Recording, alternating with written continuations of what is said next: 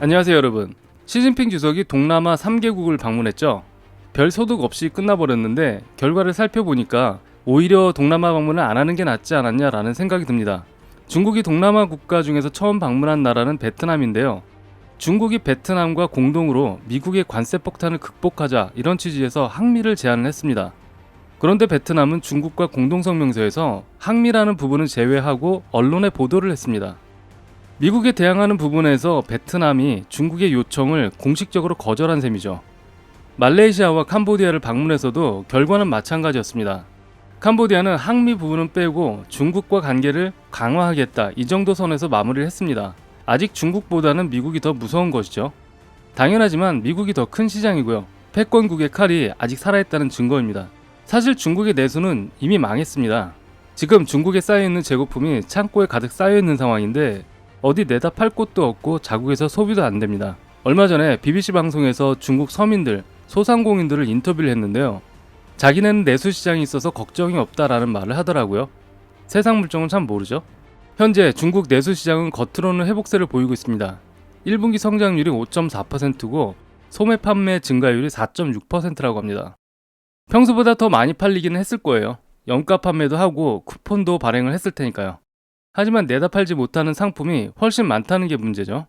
그런데 이런 소비시장의 회복세 같은 통계가 별로 의미가 없는 것이 실제로 큰 돈이 묶여있는 부동산 시장이 지금까지도 침체였는데 앞으로는 더 심각하다는 이야기입니다. 이 부동산 침체는 중국의 지방정부 파산을 가져올 수 있어서 자칫 중국 전체의 금융위기까지 불러올 수 있다는 것이 주된 의견입니다. 중국 정부의 재정정책 그리고 내수시장을 회복하려는 노력을 열심히 펼치고 있습니다. 재정적자율은 GDP 대비 4%로 설정을 했는데 이 규모가 사상 최대 규모의 재정적자입니다. 이렇게 돈을 풀어서 소비를 촉진하겠다라는 정책인데요. 자동차라든가 가전제품 이런 물건을 구매를 할 때 세금 감면을 해준다든가 보조금 지급을 해준다는 이야기입니다.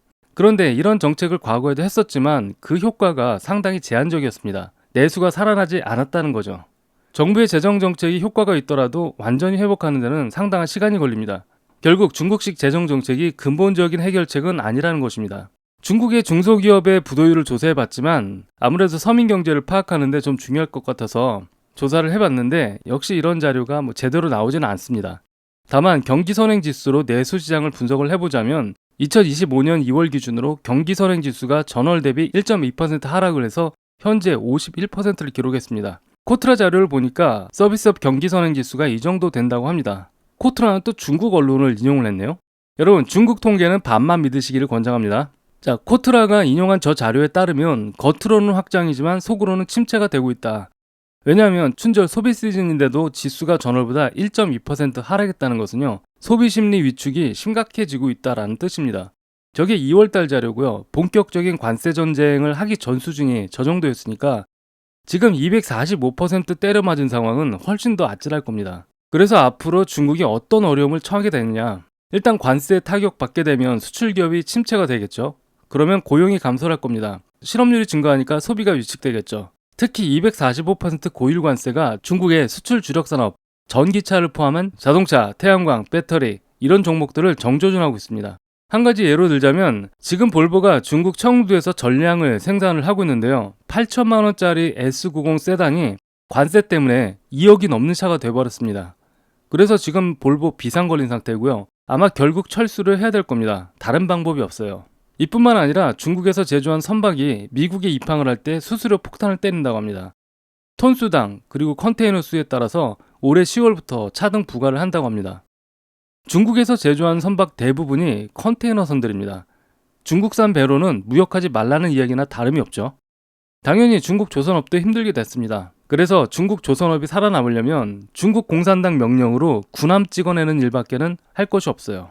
그래서 이런 업종들을 중심으로 수출이 감소하고 공장 가동률 축소가 되고 고용인력 감축되고 결과적으로 도시 중산층, 청년층 실직이 증가하게 되겠죠. 가장 열심히 경제활동을 하는 계층의 소비심리가 급속히 위축이 된다라고 말씀을 드릴 수 있습니다. 중국 가계자산의 70% 이상이 부동산에 집중되어 있습니다. 이것은 중국 사람들이 돈이 많아서 그런 건 아니고요. 마땅한 투자처가 없으니까 부동산에 올인한 구조적인 현상입니다. 그래서 부동산 가격이 만약에 무너지게 되면은 중국 가계의 자산 전반이 흔들리고요. 소비는 꿈도 못 꾸게 됩니다.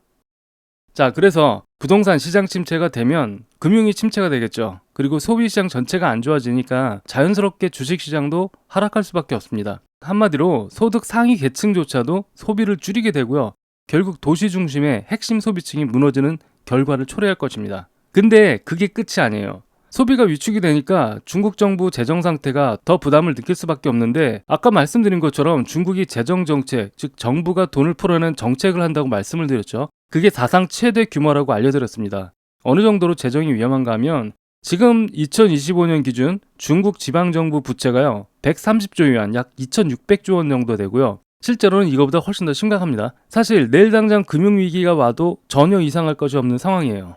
참고로 중국의 금 거래량 한번 볼까요? 갑자기 급등하는 모습을 볼 수가 있습니다. 금과 은은 종말의 화폐라는 별명이 있어요. 그만큼 중국 경제에 위기가 닥쳤다는 이야기죠.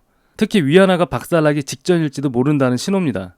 한마디로 정리를 하자면 이번 미국의 관세 정책이 대외 무역뿐만 아니라 재정 정책에도 큰 영향을 준다. 저렇게 많은 금 거래량을 봐서는 중국의 기관들이 사들이고 있다라고 생각이 드는데요. 중국 정부가 그만큼 위기를 의식한다고 보시면 될 것 같습니다. 그래서 245% 관세는 중국 경제의 중심을 타격할 수 있는 폭탄을 투하했다라고 보시면 되죠. 그럼 중국만 힘드냐? 그렇지 않죠. 당연히 미국도 힘이 들겠죠. 저렴한 중국 제품이 관세를 맞으니까 미국 내 소비자 물가도 상승을 할 테고요.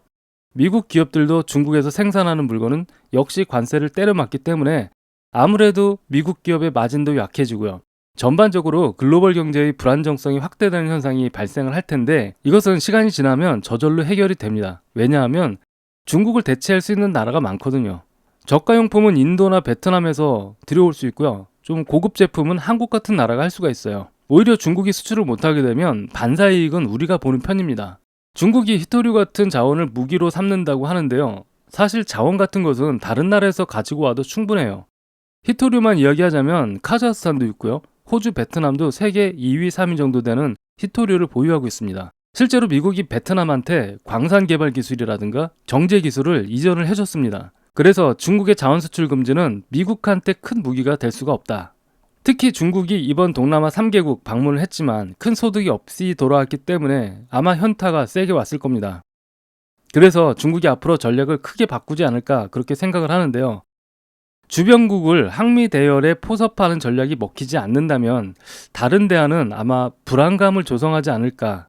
왜냐하면 중국이 갖고 있는 카드가 그다지 많지 않습니다. 외교도 안 먹히죠. 관세 보복도 안 먹히죠. 그렇다면 다른 방법이 뭐가 있을까요? 중국은 패권을 꿈꾸고 있습니다. 미국은 자유주의와 자본주의를 통한 달러 기축 통화로 패권의 지위를 유지하려고 하지만 중국은 로마식 패권을 중국식으로 발전시키려고 하고 있습니다. 미국은 내수 시장을 무기로 삼지만 중국은 규율과 통제를 무기 삼아서 패권을 이루려고 하는데요.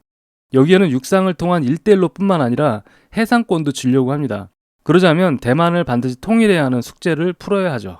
현재 미국은 고립주의를 택했지만 오히려 중국은 다자주의, 자유무역을 추구하고 있습니다. 물론 미국의 고립주의는 미국을 다시 강하게 하려는 전략에서 나온 것이지만 중국은 미국의 이런 정책을 틈을 타서 중국 중심의 다자주의, 중국식 사회주의 모델로 주변국을 끌어들이려고 합니다. 그 중심에는요, 중국의 디지털 유엔화가 있고 아시아개발은행, 즉 AIIB가 있습니다. 이 내용은 다음 시간에 영상을 통해서 자세히 알려드리도록 하겠습니다.